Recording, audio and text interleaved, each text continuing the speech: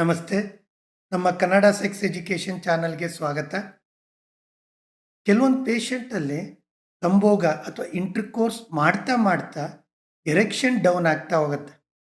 So ಈ sex ಪ್ರಾಬ್ಲಮ್ಗೆ ಕಾರಣ ಏನು, ಇದನ್ನು ಯಾವ ರೀತಿ ಮ್ಯಾನೇಜ್ ಮಾಡಬೇಕು, ಅದ್ರ ಬಗ್ಗೆ ಒಂದು ಬ್ರೀಫಾಗಿ ಮಾಹಿತಿ ಕೊಡ್ತೇನೆ. ನಮ್ಮ ವಿಡಿಯೋದಲ್ಲಿ ಸೆಕ್ಸ್ ಪ್ರಾಬ್ಲಮ್, ಪೆನ್ನಿಸ್ ಮತ್ತು ವೆಜಿನದಲ್ಲಾಗೋ ಇನ್ಫೆಕ್ಷನ್, ಇನ್ಫರ್ಟಿಲಿಟಿ ಕೌನ್ಸಿಲಿಂಗ್ ಇದ್ರ ಬಗ್ಗೆ ಮಾಹಿತಿ ಇರುತ್ತೆ. ನಮ್ಮ ವಿಡಿಯೋನ ನೋಡಿ ಸಬ್ಸ್ಕ್ರೈಬ್ ಆಗಿ, ಲೈಕ್ ಮಾಡಿ ಮತ್ತು ಶೇರ್ ಮಾಡಿ. ಯಾಕಂದರೆ ಸೆಕ್ಸ್ ಎಜುಕೇಷನ್ ಪ್ರತಿಯೊಬ್ಬರಿಗೂ ಅಗತ್ಯ ಇರುತ್ತೆ. ಸಣ್ಣ ಪುಟ್ಟ ಡೌಟ್ ಇತ್ತು ಅಂದರೆ ಯೂಟ್ಯೂಬ್ ಕಮೆಂಟ್ ಸೆಕ್ಷನಲ್ಲಿ ಹಾಕಿ, ಕನ್ಸಲ್ಟೇಷನ್ ಬೇಕು ಅಂದರೆ ಮೇಲ್ಗಡೆ ಮೆನ್ಷನ್ ಮಾಡಿರೋ ನಂಬರ್ಗೆ ವಾಟ್ಸಪ್ ಮಾಡಿ.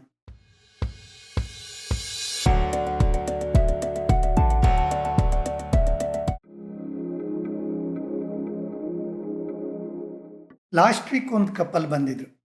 ಹುಡುಗನಿಗೊಂದು 30 ಇಯರ್ಸ್, ಹುಡುಗಿಗೊಂದು 24 ಇಯರ್ಸ್. ಮ್ಯಾರೇಜ್ ಆಗಿ ಒಂದು 8 ಮಂತ್ಸ್ ಆಗಿದೆ. ಇಬ್ಬರು ಹಿಸ್ಟ್ರಿ ತಗೊಂಡಾಗ ಹುಡುಗ ಹೇಳೋದೇನೆಂದರೆ, ಫೋರ್ ಪ್ಲೇ ತುಂಬ ಚೆನ್ನಾಗಿ ಮಾಡ್ತೀವಿ, ಎಂಜಾಯ್ ಮಾಡ್ತೀವಿ, ಇಂಟರ್ಕೋರ್ಸ್ ಸಂಭೋಗ ಮಾಡ್ತಾ ಮಾಡ್ತಾ ನನಗೆ ಎಜಾಕ್ಯುಲೇಟ್ ಆಗಲ್ಲ, ಬಟ್ ಡೌನ್ ಆಗತ್ತೆ, ಎರೆಕ್ಷನ್ ಕಡಿಮೆ ಆಗತ್ತೆ ಅಂತೇಳಿ.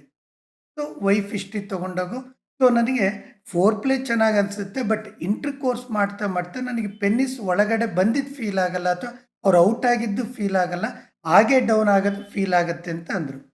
ಸೊ ಹುಡುಗನ ಎಕ್ಸಾಮಿನೇಷನ್ ಮಾಡಿದೆ. ಸೊ ಇಬ್ಬರಿಗೊಂದು ಕಪಲ್ ಸೆಕ್ಸ್ ಥೆರಪಿ ಅಂತೇಳಿ ಮಾಡಿ ಒಂದು ಮೆಡಿಸಿನ್ ಅಂತೇಳಿ ಕೊಟ್ಟು ಕಳಿಸ್ದೆ.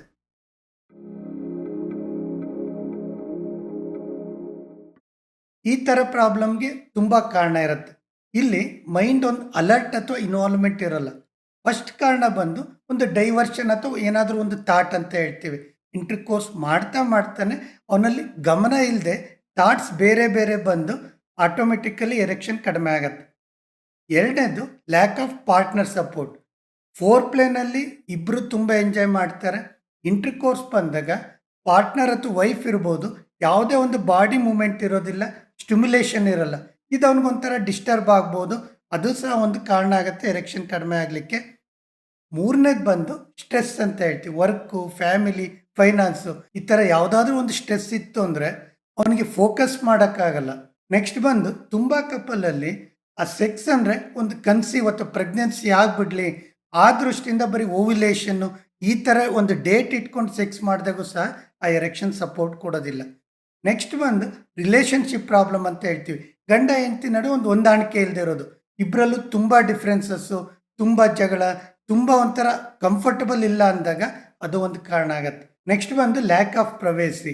ಸೊ ಒಂದು ರೂಮಲ್ಲಿ ಕಂಫರ್ಟಬಲ್ ಇಲ್ಲದೆ ಇರೋದು, ಎಲ್ಲಿ ಸೌಂಡ್ ಆಗುತ್ತೆ ಆ ಒಂದು ಮೈಂಡಲ್ಲಿ ಇಟ್ಕೊಳ್ಳೋದು, ಅಥವಾ ಮಿಡ್ಲ್ ಏಜಲ್ಲಿ ಏನಾಗುತ್ತೆ ಅಕ್ಕಪಕ್ಕ ಮಕ್ಕಳು ಮಲಗಿರ್ತಾರೆ ಅವರಿಗೆಲ್ಲ ಎಚ್ಚರ ಆಗುತ್ತೋ.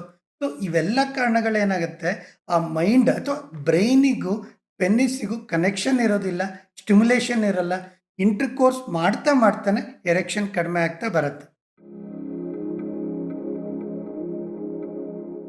ಸೊ ಫ್ರೆಂಡ್ಸ್, ಈ ಥರ ಎರೆಕ್ಷನ್ ಅಪರೂಪಕ್ಕೊಂದ್ಸರಿ ಅಥವಾ ಈ ಥರ ಯಾವುದಾದ್ರೂ ಒಂದು ಕಾರಣದಿಂದ ಒಂದೊಂದು ಸರಿ ಆಗುತ್ತೆ, ಅದು ಆಟೋಮೆಟಿಕಲಿ ಸರಿ ಆಗುತ್ತೆ. ಲಾಂಗ್ ಟರ್ಮ್ ತುಂಬ ದಿವಸದಿಂದ ಎರೆಕ್ಷನ್ ಪ್ರಾಬ್ಲಮ್ಮು ಅಂತ ಆದಾಗ ಡಾಕ್ಟರ್ನ ಕನ್ಸಲ್ಟ್ ಮಾಡೋದು ಒಳ್ಳೆಯದು. ಇದು ಇವತ್ತಿನ ನಮ್ಮ ವಿಡಿಯೋ. ಇಲ್ಲಿ ತನಕ ನಮ್ಮ ವಿಡಿಯೋ ನೋಡಿದ್ದಕ್ಕೆ ತುಂಬ ವಂದನೆಗಳು.